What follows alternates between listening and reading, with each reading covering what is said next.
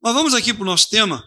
Hoje estaria o presbítero Júlio, mas ele me ligou cedo, disse que hoje ele foi convidado a ficar até às 21 horas no trabalho, ele não poderia estar presente, e pediu que nós pudéssemos socorrer. E nós vamos então continuar aquilo que nós estamos falando aí, essas quintas-feiras que só eu preguei, né, o Cleide? Graças a Deus, sobrou só para mim. E nós estamos falando sobre aquilo que nos afasta do propósito de Deus. Quando a irmã ela faz menção ao texto de Daniel, por que Daniel foi orar, irmãos? Por quê? Porque o povo estava afastado de Deus, por causa do pecado do povo. O cativeiro veio por causa do pecado do povo. O povo foi levado em cativeiro por causa do seu pecado, da sua idolatria. O pecado sempre vai trazer uma consequência ruim para nós, sempre. Tem perdão de Deus? Tem, irmãos. Claro, Deus é Deus de perdão. E Deus perdoa mesmo. Mas as consequências, elas vêm para nós. E algumas vezes, a gente se sente tão pertencente a Deus que já acha que porque Deus perdoa, a gente pode pecar à vontade. Deus perdoa. Deus perdoa. E a gente esquece da confissão e do pedido do perdão. Porque a gente já colocou na nossa mente assim, graça é perdão. Eu estou na graça e Deus perdoa. E com isso a gente vai tendo uma vida de frustração. A gente vai tendo uma vida de insucesso. E aquilo que Deus deseja para nós vai escapulindo da nossa mão. Vai fugindo de nós. Porque a gente faz as escolhas erradas. E a gente tem que tomar muito cuidado com isso. E eu quero ler em Gálatas capítulo 3, versículo 13 e 14. Gálatas 3, 13 e 14. Diz assim a palavra de Deus. Está projetado lá. Foi Cristo quem nos redimiu da maldição da lei, quando a si próprio se tornou maldito em nosso lugar. Pois como está escrito, maldito todo aquele que for pendurado em um madeiro. O outro. Isso aconteceu para que a bênção de Abraão chegasse também aos gentios, em Jesus Cristo, a fim de que recebêssemos a promessa do Espírito Santo pela fé. Volta ao 13 de novo. Quero ler de novo, mas quero ler com vocês. Estão enxergando lá? Vamos ler lá? Vamos junto? No 3, 1, 2, 3. Foi Cristo quem nos redimiu da maldição da lei, quando a si próprio se tornou maldição em nosso lugar, pois como está escrito, maldito todo aquele que for pendurado no madeiro. Isso aconteceu para que a bênção de Abraão chegasse também aos gentios em Jesus Cristo, a fim de que recebêssemos a promessa do Espírito Santo. Ô Espírito de Deus, o Senhor está nesse lugar. E eu te peço, Senhor, em nome de Jesus, que a tua palavra esteja no coração dos teus filhos, para o louvor e glória do teu nome, em nome de Jesus. A gente gosta muito de falar das bênçãos de Abraão, né? Quando Deus chamou Abraão, disse assim, em ti serão benditas todas as famílias da terra. A gente gosta muito desse texto, e é uma promessa do Senhor a Abraão. Abraão é o pai da fé, né? Principalmente para os hebreus, principalmente aqueles que são convertidos. Ele é o pai da fé. E a gente olha no texto da palavra de Deus que Cristo, ele, ao ser pendurado na cruz do Calvário, ele se tornou maldito para levar as maldições sobre ele. Por isso que eu disse para os irmãos, já nessas 2 quintas-feiras, da minha dificuldade quando a gente trata desse tema, para falar de maldições, e principalmente quando a gente declara que essas maldições elas podem ser hereditários, né? A gente precisa de focar muito bem o que a gente quer dizer com isso. O que é maldição hereditária? Maldição hereditária. Está muito ligado a gene, está muito ligado à consequência genética. E, assim, nesse aspecto, eu já disse para os irmãos que eu tenho dificuldade de lidar com isso. Agora, eu acredito que é possível que essas maldições, elas sejam consequências, como a gente falou no primeiro culto aqui, do ambiente que a gente vive nele. O ambiente, ele promove em nós alguns riscos na nossa existência. Alguns hábitos que você adquire, algumas coisas que você percebe, e essas coisas às vezes não são bem trabalhadas. Por exemplo, uma casa que o pai ele cometa um adultério, uma casa de crente, que o pai comete lá um adultério, e a família fica sabendo, principalmente quando é de igreja, e a igreja fica sabendo, aí é necessário talvez uma correção, um afastamento da comunhão, se for líder, um afastamento do ministério, e há filhos envolvidos nisso. Qual é o risco disso? Se isso não for trabalhado dentro da família, e isso não for recebido com temor do Senhor, é perigoso que essas coisas se repitam. Há um perigo muito, não necessariamente, obrigatoriamente, isso vai acontecer, mas há um risco que essas coisas se repitam. Nesse sentido, eu acredito que é possível a gente entender que há um mal, e aí a maldição vem nesse sentido, há um mal estabelecido dentro de uma família que não foi tratado e que ele pode refletir na vida futura dos filhos. É possível que isso aconteça. Eu não nego isso. Eu não chamo isso de maldição hereditária, mas é possível. Se não houve ali um perdão, uma vez que a coisa estourou, como é dito, todo mundo já soube lá na família, qual é o correto disso? Há um correto a ser feito. E se não faz o correto, e a gente vai abordar depois isso pode se tornar um mal. Um pai, por exemplo, agressor, um pai que agride a esposa, xinga, fala asperamente, e ele tem os filhos dentro de casa que veem essas coisas.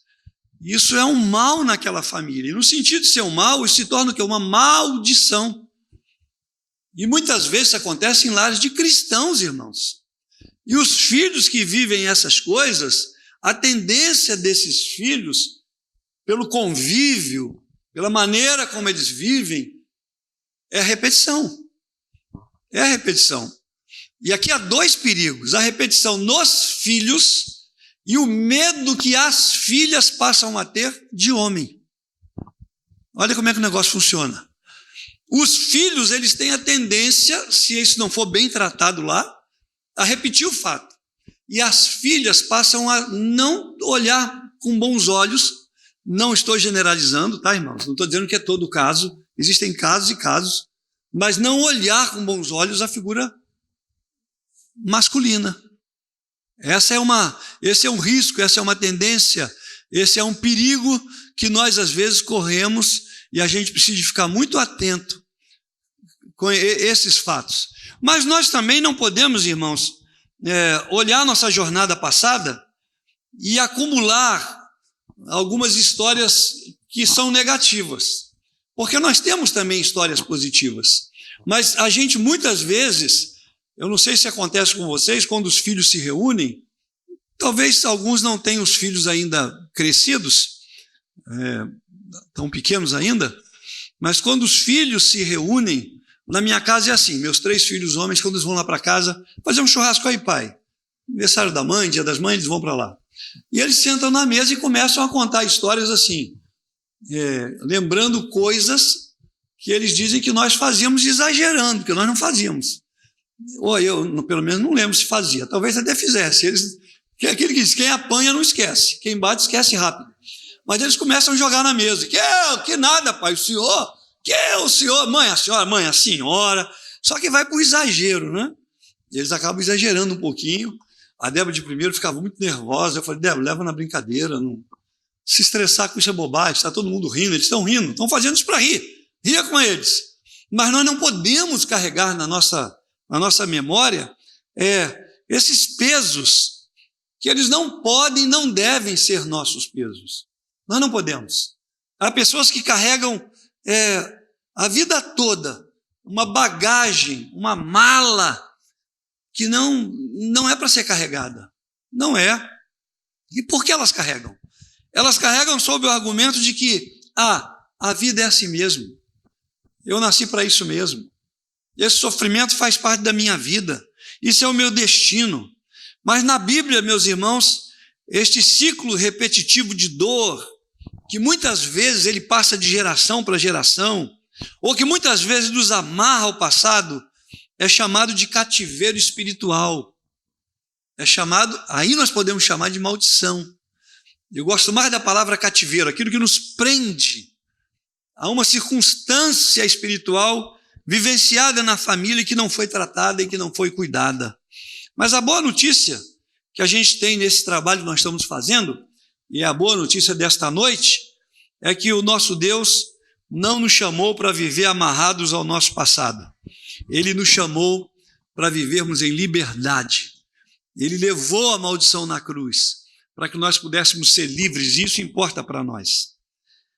Há uma história interessante de um senhor idoso, né, já estava idoso, seus filhos foram embora lá da roça, e ele precisando de um dinheiro para fazer uma reforma na casa, ele pegou um dinheiro emprestado com um agiota, e ele, todo mês, o agiota ameaçava, ele disse, amanhã vence, se não vier, tu vai morrer, e eu sei onde estão os teus filhos, eu mato todo mundo, então amanhã eu quero esse dinheiro aqui, e mostrava a nota, toda vez que ele ia lá pagar, e pagava.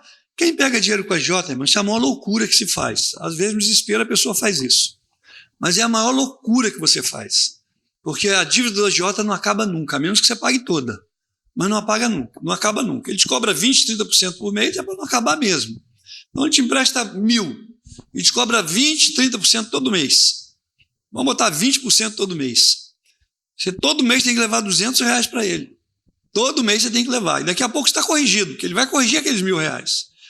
E esse homem então levava esse dinheiro para pagar aquele agiota, e ele tinha assinado um documento, e o agiota então, uma vez que ele tinha assinado o documento, pegava o documento e dizia para ele, tá aqui a dívida, hein? Não acabou não, você está pagando só o juro, 30%, 40%, só o juro, a dívida está aqui, não paga não para você ver. Uma maneira de aprisionar. E um dos filhos dele soube o que tinha acontecido. E o filho dele então procurou saber quanto era a dívida, contraiu um empréstimo total e foi lá no agiota. Disse assim, quanto meu pai te deve? Seu pai esse mês vai me dever tanto por cento de tanto. Ele está me devendo então tanto e mais a porcentagem. Ele falou, eu trouxe o dinheiro para pagar, mas eu quero a promissória. Eu quero que o senhor me dê a promissória. Não, se você pagar eu te dou. Aí ele pagou, o cidadão deu a promissória para ele, e ele foi para a casa do pai dele, chegou na casa do pai dele, um homem idoso, trabalhador, disse assim, pai, eu trouxe um presente para o senhor. O que é?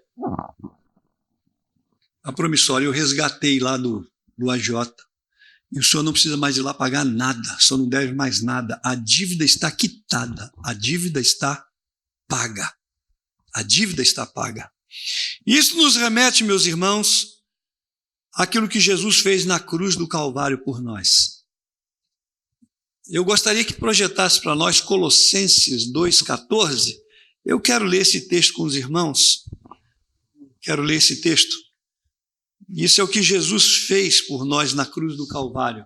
Colossenses 2,14. Deixa ela projetar aqui para a gente acompanhar. Está lá. O que ele fez, irmãos? O que ele fez? O que ele fez? Pode ler.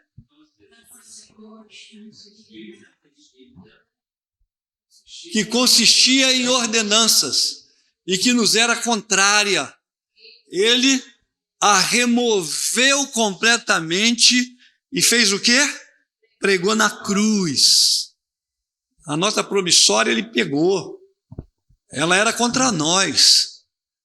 Quem assinou essa nota, minha dedução, foi Adão, lá com Eva, assinaram essa nota.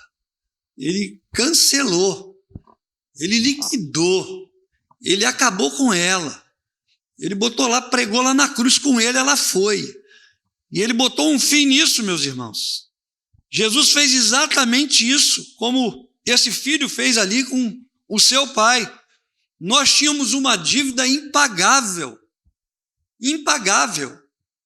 Lá em Mateus 18 e 19, os irmãos vão ver a história de um homem que devia um dinheiro para o seu senhor e ele não conseguia pagar.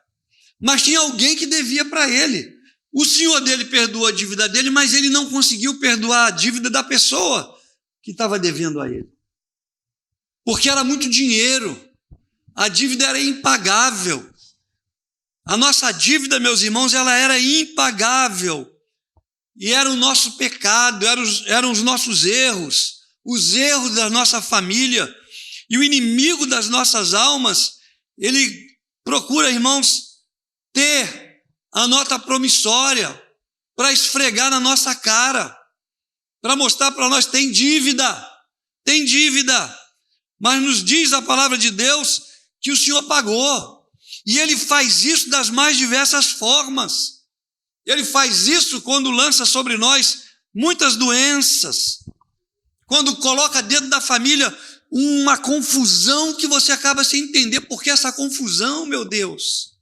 A Bruna falou aqui de palavras malditas que muitas vezes saem dentro de casa, porque você acaba não aguentando o que está acontecendo. E você vira e fala, que inferno está isso aqui. Não é assim que às vezes a gente age?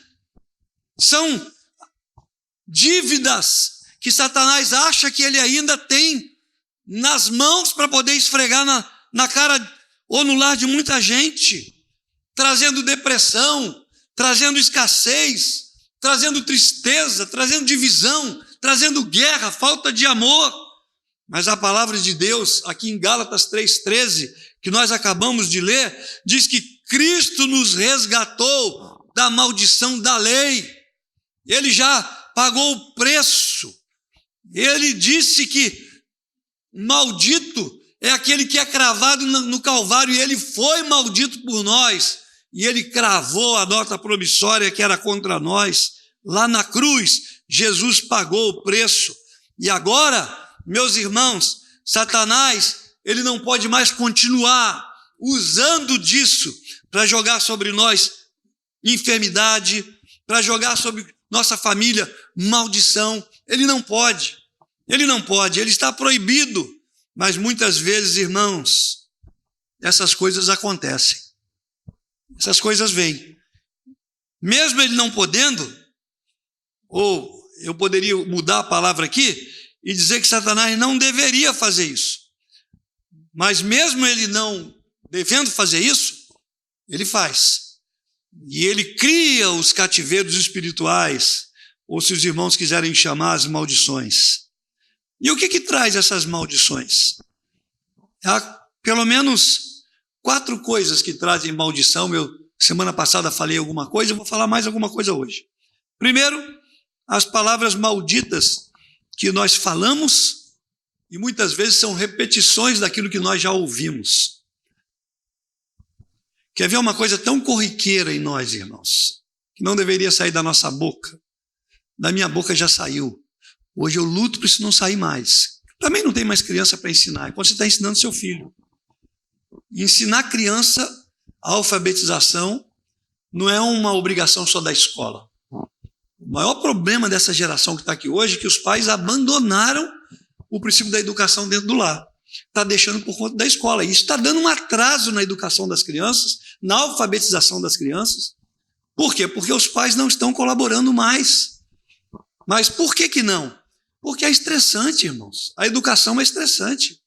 E muitas vezes você está ali ensinando seu filho a fazer uma coisa, você explica e você acredita que ele entendeu. E quando você pergunta, ele faz errado. Aí a paciência já começa a ir embora. Você vai de novo e ele de novo erra. E aí a paciência já está indo lá longe. Daqui a pouco sai da sua palavra, você é burro.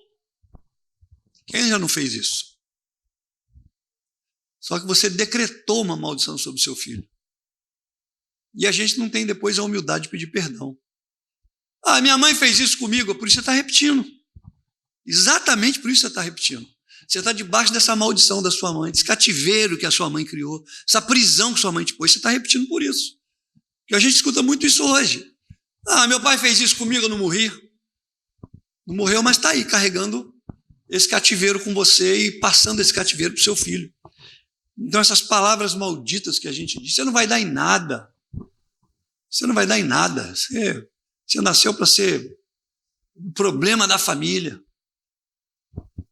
E isso gera, de fato, problema. Eu disse para os irmãos aqui no domingo que tem um irmão na minha casa que ele era a nossa ovelha negra. Para nós todos, ele era o pior da família. E o nome dele, a gente até diz, né? Até por conta do nome dele, Eliazar. O nome dele era Eliazar. Tinha um nome bíblico, né? Eliazar. É o nome bíblico. Mas Eliazar. O azar de Eli. Eli é Deus, né? El. O azar de Deus é ter feito esse cara nascer. E o Eliazar foi um problema lá em casa, irmão. Você não tem ideia. Né? A família toda olhava para o Eliazar e ele foi piorando. Uma vez que você decreta que ele é o pior, ele vai piorando. Já decretou que ele é o pior. Eliazar é terrível, irmão. Hoje não, mas ele era. Casamento não deu certo. Ele, quando jovem, ele levava prostituta para dentro da minha casa e dizia para minha mãe que era namorada. Ele pegava na zona, desculpa usar essa expressão, boate. Ele pegava lá, trazia para dentro de casa e apresentava para minha mãe como namorada. E a minha mãe tratava bem a namorada do meu filho. E alguém depois vinha, rapaz, ele trouxe a mulher lá. Eu uma vez, irmãos, com 16 anos, fui chamado para ir dentro de uma casa dessa, porque Eliazar arrumou uma briga lá e um amigo dele ligou no telefone antigamente, era um telefone de fio, não era celular, o fixo. Ele ligou lá do telefone da boate, porque ele estava muito bêbado, arrumou confusão, os caras arrebentaram ele, expulsaram ele, jogaram lá para fora. Um amigo dele me ligou para o telefone fixo da minha casa, ele dizia, meu pai estava para Goiás, irmãos. Eu tinha ficado sozinho com 16 anos, 17 por aí. Ele dizia, eu estou com um problema aqui, rapaz, seu irmão arrumou uma briga aqui, tem que vir buscar ele. Ele falou, 3 horas da manhã. Eu falei, mas como é que eu vou, cara? Eu não tenho carro aqui, não tenho nada aqui, 3 horas da manhã. Mas como é que eu vou fazer? Põe ele num táxi e traz ele para casa, eu estou aqui. O Eliazar chegou lá com a boca toda ensanguentada. Ele é mais velho que eu, com 21 anos. Agora imagina os irmãos, minha situação. Né? Então sempre foi assim. Perdeu o emprego, saiu de emprego e hoje vive, irmãos, uma vida só graça de Deus sobre a vida dele. Ele perdeu a visão. O Eliazar não enxerga mais. Até pouco tempo ele ainda enxergava. Mas enxergava assim, ele jogava a bola. Mas ele tinha um problema no globo ocular, que para ele enxergar aqui, ele olhava assim. A pessoa falou que ele enxergava por satélite. Mas ele era assim. Ele olhava para cima, ele corria atrás da bola assim, para enxergar a bola no chão. Os irmãos não tem ideia, irmão.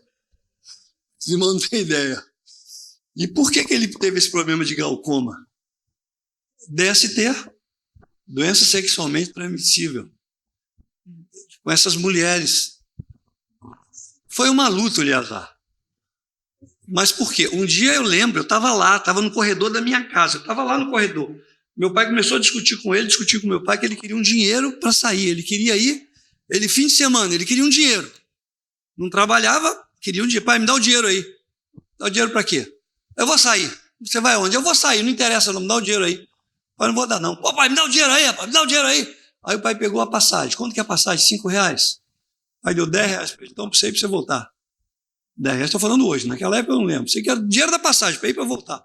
Ele pegou o dinheiro. Tem coragem de fazer isso comigo? Jogou assim e enfia isso. Desse jeito, irmãos. Isso traz consequência, irmãos. Isso traz consequência e é para sempre. Ele carrega o peso disso. Hoje ele está na igreja, nós somos todos criados na igreja. Hoje ele está na igreja. Mas a vida do Eliazar é uma vida terrível, em função do seu histórico familiar. Da maneira como, às vezes, a família trata essa situação. Hoje a gente tem mais capacidade de entender os problemas.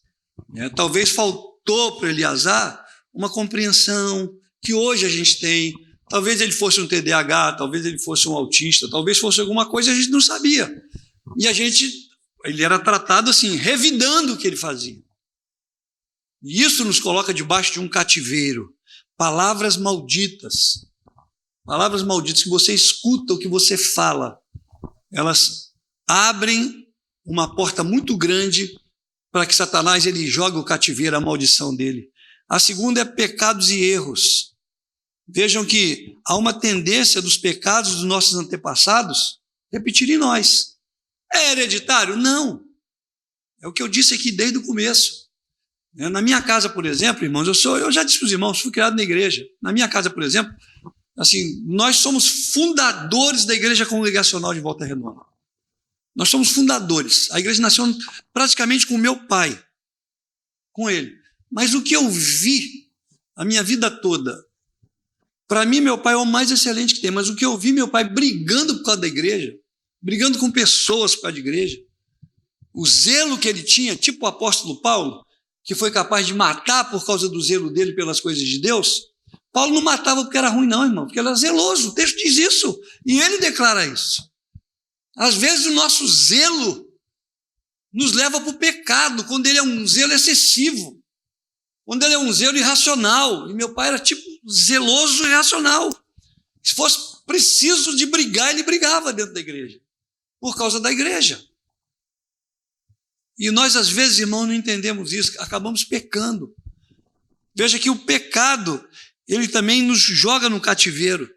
E o que a gente vê, muitas vezes eu fui para minha casa dentro do carro do meu pai, meus irmãos, e meu pai entrava no carro, eu não aguento, como é que o pastor dá um púlpito para um homem desse pregar? Que palavra mais miserável. O zelo dele, querendo uma palavra boa, criticava quem pregou. Mas esse zelo que levava ele ao pecado, abria uma porta para um cativeiro familiar. Eu vi, irmãos, minha família toda criada na igreja congregacional, fora da igreja. Todo mundo saiu, ninguém ficou, ninguém. Dos 11 saiu todo mundo. A gente não conseguiu conviver, de tanto que o cativeiro abriu e enfiou todo mundo ali dentro. E o que meu pai fazia, esse zelo foi passando por nós, todo mundo da família começou a ver erro na igreja. Todo mundo. Isso é um problema muito sério. Muito sério. Isso é pecado.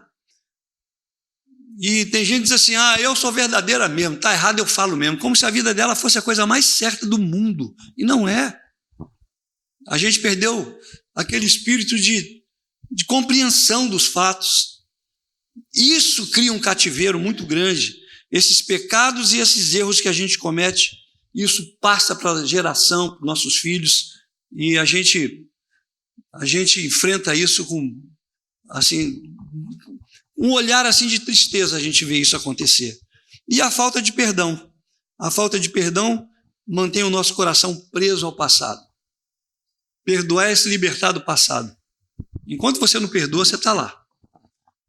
Eu tive uma época que eu fui perseguido por um SD. Eu estava no início da minha carreira ministerial. Eu dava aula no seminário, lá no começo.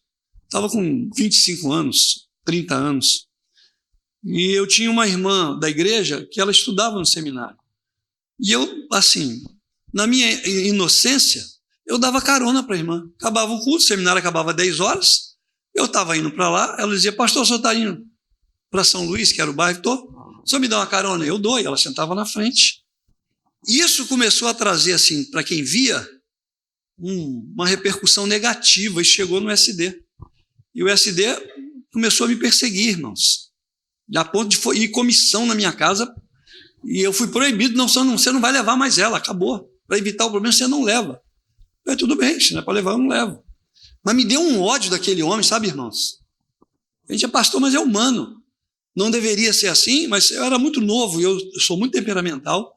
Eu falei, vou dar um pau nesse cara. Agora eu vou pegar esse cara e vou dar uma costa nesse velho. Vou. E comecei a remoer uma amargura dentro de mim, sabe, irmão? De tristeza.